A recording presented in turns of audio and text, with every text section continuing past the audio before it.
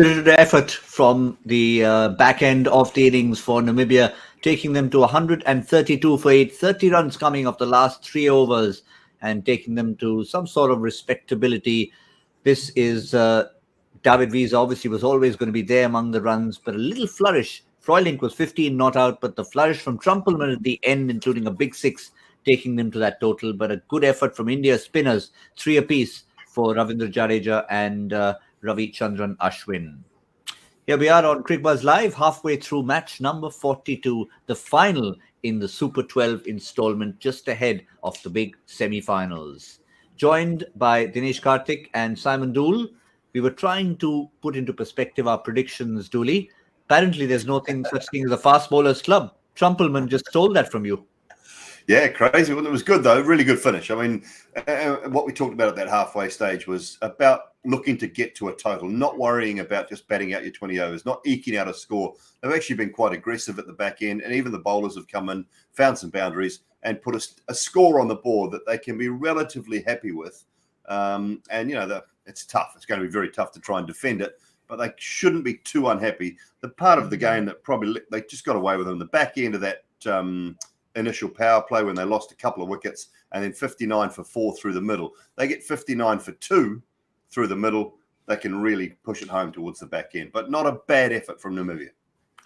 And this is what shows it. They had that 33-run opening partnership between Bard and van Lingen, and looked as if they could have stuck around there for a while. The early wicket by Bumrah, then Jadeja with a couple, and the middle never really flourished other than David Wiese, who, along with Froilink and Trumpelman at the end, took them to 132. Got Dinesh Karthik here as well. TK, they'd be happy with that in terms of 132, purely because of the intent that they showed. Yes. I mean, you can see why they got to 132. They batted well up top and they batted well towards the end, but it's the middle overs that gave them a bit of trouble. And who bowled in the middle overs? Spinners. And, you know, obviously associate nations and playing spin doesn't go well hand in hand because, you know, where they come from, they don't get such high quality spinners. And here we have 3 of the best going around. So, you know, an Ashwin, Jadeja and a Chahar is not going to be easy. And the first time in this World Cup that they've used from over 7 to 15, every over was bowled by a spinner, goes to show how dominating India is in that field and how much they rely on their spinners and how much they trust their spinners. And obviously they delivered yet again. Ravichandran Ashwin standing up to the fore and telling the world that I'm here, I'm a versatile spinner, I'm ready to bowl to a right-hander or a left-hander. Jadeja doing his thing when the batsman obviously finding it hard to rotate strike. Chahar went for a bit, but still, I think, you know, in his initial days, you expect that. But overall, obviously, Namibia, I think, exceeded expectations, at least our expectations. All 3 of us didn't expect them to get so far. Good to see them post a very, very decent score. Certainly decent as well, but well pointed out there. I mean, I was following the innings progression. I didn't realize until DK said it that they'd actually taken the entire middle chunk and bowled the 3 spinners at that point in time. And I think that's made a difference despite Dooley. Chahar not coming up with a wicket. He did bamboozle them enough times. Yeah, he did. And there was not like there was a huge amount of turn on offer either. We saw a couple turn. The one that Ashwin bowled to the left-handed keeper, Green, turned a little bit. We saw a couple of those carom balls just hold in the surface of touch. So it wasn't like it was turning square and incredibly difficult, but just shows you how skillful those bowlers are. And to me, I mean, Jadeja, you know, whether it's turning square or not, he just hits the stumps time and time again, or he bowls deliveries that are going to hit the stumps time and time again. And they're very, very skillful. And who said off spinners can't evolve or can't bowl to right-handers? Ashwin's proven that wrong. I mean, he's got that carom ball. He might have lost 2 of them leg side tonight, but he's got it on a string at the moment and bowling more of them than anything else because of the right-handed nature of most of the batsmen tonight. And I think, I mean, India will probably be looking back and saying, if only, you know, Ashwin was in the side, not used in every single game, looking at the balance of the side, obviously. But in hindsight, you know, Ashwin has shown to the world that should have had me every game, almost. It's 2020, isn't it? It's 2020, you know. I mean, not only the game, but hindsight. It's just, yeah. They didn't know. They didn't know he was going to be bowling this well. They didn't know that they needed him up front. It's sort of one of those situations where you look at it afterwards, you think, okay, if we'd done this differently, would it have changed the results? Who knows? DK, Dooley and I discussed a little bit about Jadeja and how good he's been as a wicket taker, but Ashwin as well. You've briefly mentioned it. He's really sort of come off his own, not necessarily with a point to prove, but just showing what he's capable of. I think he has a point to prove. He's spoken that out, outwardly saying that I have a point to prove. Don't put me along with the finger spinner category. I'm a little different. You can't say I'm a wrist spinner, but I'm definitely not a finger spinner. I can turn the ball both ways, and I bowl more of the ones going away to the right hander. So don't pigeonhole me there. And every time he bowls to a right hander, is showing why he's been, showing why he is so confident about what he's talking. He tries to get the ball away a lot more, and the odd off spin. Look, he's a very skilled cricketer. Everybody knows it. And obviously, the more opportunity he gets. And here, his real test would be against the better nations. Obviously, he's played these last 3 games where obviously batting has not been world class, so to say. But if he had played the game against Pakistan and New Zealand, we would have known better where exactly things stand. So obviously, in the last 3 games, it's not his fault. The opportunities that he's got, he's grabbed it by both hands. And he's, put his name right up there to say, I'm ready to deliver every time I play. There's lots of competition in that spin department, Dooley, when India do start building 12 months hence. Not that they need to build, they just need to perhaps look at all the resources they have and find the right 11 as they approach that next tournament. Yeah, and there's certain grounds in Australia and that you might not play 3 spinners. You probably prefer to have the extra seam bowling option. You want that all-rounder option if Hardik Pandya is fit, if they go with an Iyer or someone like that as well. But even some of the bigger grounds, I still believe that if your spinners are good enough, they can play even if the conditions aren't entirely suiting them because the grounds are big enough. And Jadeja and Ashwin, I think those two are a prime candidate for that. They can play every game. They can both bat. Although, Jadeja's brilliant in the field, Ashwin not quite as at the moment. But even if it's not turning, they have skills and a skill set to do the job for you. And the surfaces in Australia will be similar to what we've had here at Abu Dhabi and Dubai, I think. They haven't turned much. They've had decent pace and bounce, particularly the back half of this tournament. And, you go to Melbourne, Adelaide, whether it be Perth, Brisbane, the only place that's turned a lot of recent times and, for a long period of time is Sydney, but their 1 day in 2020 surfaces don't really turn. So it's all about having different skills and a different skill set as a spinner, but using the bigger grounds as well. DK, I know it's looking a lot into the future, but you briefly mentioned the role played by Venkatesh Iyer for your side. Do you see him, on the assumption that Hardik Pandya is not necessarily bowling as much as we'd like him to, playing a role, that kind of a role? Look, I think very different because Venkatesh Iyer is more of an opener, whereas Hardik Pandya bats in the middle. I don't think Venkatesh Iyer's strength is batting at 6 or 7. So straight away comparing him to Hardik Pandya is a bit unfair because very different. Also, you got to understand Hardik Pandya has bowled a lot in the last 3-4 years. Yes, he hasn't bowled in this World Cup much. That is different. But generally, he's bowled a lot. Obviously has had the burden of bowling for Mumbai Indians and some key overs at that and delivered a lot of the times, like any other bowler, and sometimes missed out as well. Whereas Venkatesh Iyer has just played 7 IPL games. He's bowled a bit for Madhya Pradesh, but he hasn't bowled so much in IPL level. When he plays a full IPL season and if he bowls a lot, then we'll know exactly where he stands. But still, he is in the mold of the slow medium pacer. He's not a 145 guy. He's a 128, 130 guy, but he's got good variations up his sleeve, which has also worked in T20. So we just need to wait and see if he's able to deliver with that consistently. Then you can call him that all-rounder. For now, he's an opening batter who can bowl a bit, but to become an all-rounder, he has to bowl more in IPL, and then we'll exactly know whether he can fit in as an all-rounder at for an Indian team, which is what I've heard the Indian team needs as well. They want batters who can bowl. That he can definitely fill in. Yeah, and I think that's the role we've been seeing.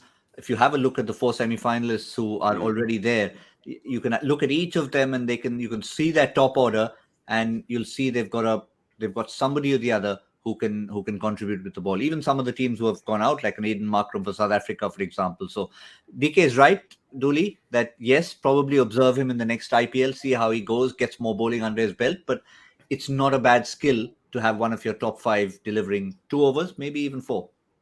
Oh, absolutely. I mean, if you look at what Glenn Phillips has done in the last little while. He's basically said, okay, I'm not going to be keeping. I've got to turn myself into a spin bowler, an off-spin bowler. Now, we haven't seen him used yet, but he is an option for New Zealand.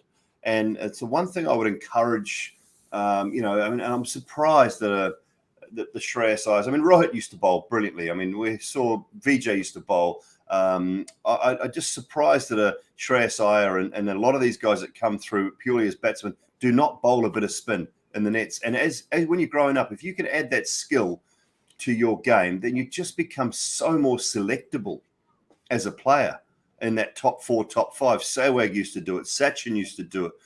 Ganguly used to do it. India used to have a plethora of people in that top 5, 6 that could bowl a few overs if you needed them. Now you can't find one. And that surprises me because of the amount of times that these guys spend in the nets. They've just got a bowl. Are they getting lazy? What's going on, DK? Come on.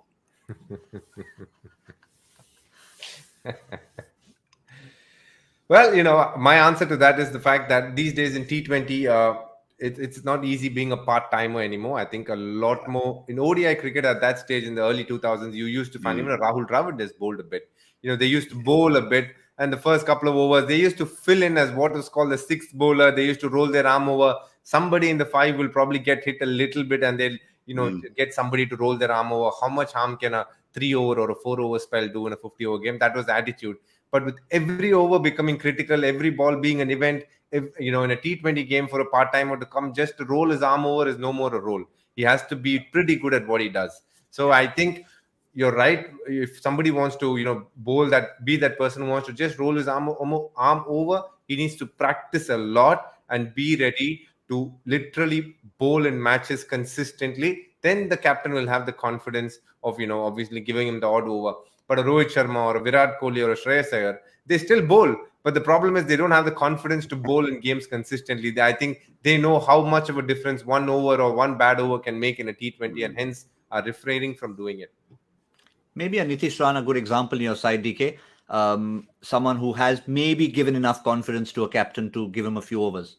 Definitely. That's a very, very good example. He's somebody who's consistent with his bowling, bowls a lot for Delhi. So that option is always there. If everybody else goes for runs and you're thinking, oh my God, what am I going to do now? I have had instances where Moggs and me have discussed saying, do you think we should bring in a Nitish Rana? Which is a healthy sign, which is what Dooley and you are exactly speaking about. Yeah, it's a fair point that DK makes.